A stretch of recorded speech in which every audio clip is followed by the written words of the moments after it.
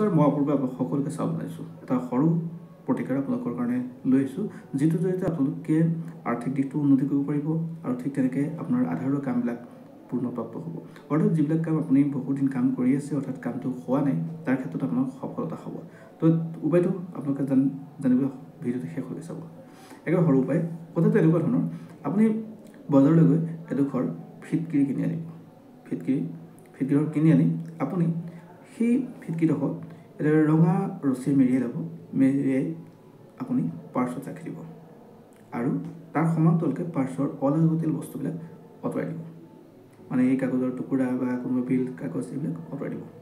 আৰু দ্বিতীয়তে, আপুনি নিজৰ শিতানৰ মূৰত আপুনি যদি ফিটকিৰিডোখৰ লৈ থয়, তেনেহ'লে আপোনাৰ মানসিকভাৱেও ডিষ্টাৰ্বেঞ্চবিলাক দূৰ হ'ব আৰু ঠিক তেনেকৈ আপোনাৰ এই যিবিলাক আধাৰুৱা কাম আছিলে, সেই আধাৰুৱা কামবিলাকো লাহে লাহে মানে সম্পূৰ্ণ হ'বলৈ বা পূৰ্ণত্বপ্ৰাপ্ত আপোনাৰ সহজ হ'ব। গতিকে এই উপায়টো আপোনালোকে কৰি চাব পাৰে আৰু একান্ত ধ্যানেৰে কৰিব আৰু পজিটিভে কৰিব।